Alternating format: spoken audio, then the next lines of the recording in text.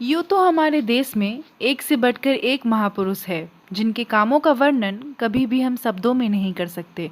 और ऐसे ही एक महापुरुष है जिनका नाम है महाराणा प्रताप, जो कि उदयपुर के मेवाड़ में सिसोदिया राजपूत राजवंश के राजा थे। उन्होंने मुगलों को कई बार युद्ध में पराजित किया था, इसलिए इतिहास में महाराणा प्रताप सिंह वीरता और दृढ़ प्रण के लिए अमर माने जाते हैं। और अगर देश का कोई भी नागरिक उनके नाम का गलत प्रयोग कर उनकी छवि को बिगाड़ना चाहता है तो ये हमें मंजूर नहीं। ऐसे लोगों की हम कड़ी शब्दों में निंदा करते हैं। और ऐसे ही राजस्थान बीजेपी विधानसभा के नेता गुलाब चंद कटारिया ने महाराणा प्रताप को लेकर उनके नाम को इस्तेमाल कर उनके ऊपर विवादित बयान दिए हैं।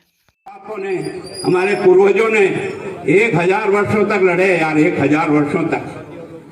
ये महाराणा प्रताप अभी गया ना, क्या उसको पागल कुत्ते ने काटा था जो अपनी राजधानी और अपना घर छोड़ करके एक पहाड़ी के टुंगर पर रोता फिरा? किसके लिए गया था रे?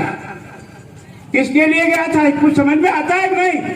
गुलाब चंद कटारिया के इस बयान के ऊपर बिहार कांग्रेस के युवा नेता व सचिव मृगेंद्र कुमार सिंह ने बड़े उम्दा तरीके से एवं बड़े ही सटीक जवाब दिए हैं। आइए सुनते हैं। बड़े ही भारी हृदय के साथ आप लोगों के समक्ष मुझे ये बात रखनी पड़ रही है। ये बात इसलिए ज़रूरी हो जाता है क्योंकि इसमें हमारे मेवाड़ के महाराणा, भारत माता के वीर सपूत शिरोमणि महाराणा प्रताप जी के बारे में उदयपुर के राजसमंद विधानसभा में एक कार्यक्रम के दौरान वहाँ के जो प्रतिपक्ष के नेता है, क्या नाम है उनका याद नहीं आ रहा है, गुलाब चंद कटारिया। तो ये जो गुलाब चंद कटारिया है ये वहाँ प्रतिपक्ष के नेता हैं, भाजपा के नेता हैं। इन्होंने ऐसी अमर्यादित भाषा का प्रयोग महाराणा प्रताप जी के बारे में किया है जिसके बारे में मैं उन बातों को मैं आप सबके सामने मैं खुद से अपनी ज़ुबान से तो नहीं बोल सकता हूँ, क्योंकि ये हर देशवासी, हर देशभक्त और हर महाराणा को अपना आदर्श मानने वाले व्यक्ति को चोट पहुँचा सकता है। ये गुलाब चंद कटारिया जी जो है, इन्होंने जो वक्तव्य दिया महाराणा प्रताप जी के बारे में, जिस तरह के शब्दों का चयन इन्होंने किया, उस पर महाराणा मेवाड़ चैरिटेबल ट्रस्ट के प्रबंध न्यासी श्री अरविंद सिंह मेवाड़ जी ने भी इसका खंडन किया है। और उन्होंने कहा है कि भाई महाराणा जो है वो किसी पार्टी या किसी व्यक्ति के नहीं, वो पूरे देश के है, पूरे समाज के है। इसलिए उनका प्रयोग चुनाव में और राजनीतिक दलों को नहीं करना चाहिए। जो कि कटारिया जी जिस पार्टी से आते हैं, भाजपा से, उनकी पार्टी अक्सर भगवान का और ऐसे देशभक्त भारत माता के वीर सपूतों का इस्तेमाल चुनाव के दौरान अक्सर वोट पाने की इच्छा से किया गया है।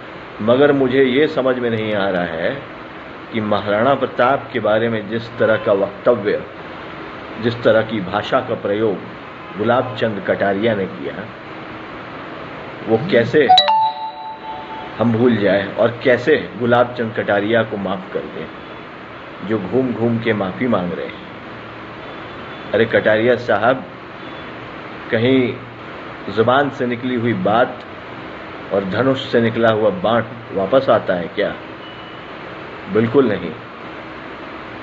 और आपने जो कहा है महाराणा के बारे में, उसके लिए तो जनता तो आपको बिल्कुल माफ़ नहीं करेगी। और ये वादा है मेरा, ये अगला विधानसभा आप ना जीत पाएंगे, क्योंकि इस देश का हर महाराणा को मानने वाला, हर महाराणा भक्त आपके विधानसभा क्षेत्र में पहुंचेगा आपके चुनाव के दौरान, और वो इस बात को सुनिश्चित करेगा कि आपके जैसा व्यक्ति जो महाराणा प्रताप जैसे देशभक्त भारत माता के सपूत के बारे में इस तरह की बातें रखता है, और इस तरह की विचार और इस तरह की भाषा का प्रयोग करता है, वैसा व्यक्ति जनता का प्रतिनिधि होने के काबिल नहीं है। तो इसलिए मैं आग्रह करूंगा इस देश की जनता से, जो भी देशभक्त है महाराणा प्रताप को मानते हैं, गुलाब चंद कटारिया के इन शब्दों का और ये जो अमर्यादित टिप्पणी की है उन्होंने शिरोमणि महाराणा प्रताप जी के बारे में, उसका खंडन करे, उसका विरोध करे, हर स्तर पे जाके विरोध करे। क्योंकि जब तक ऐसे नेताओं का विरोध और बहिष्कार नहीं किया जाएगा, तब तक ऐसे लोग हमें बेवकूफ़ बनाते रहेंगे और जनता का वोट पाने के लिए कभी उनके बारे में अच्छे शब्द बोलकर, और जब उनके बारे में बुरा बोल के फ़ायदा हो तो वो भी करके ये लोग किसी हद तक जा सकते हैं वोट की चाहत में।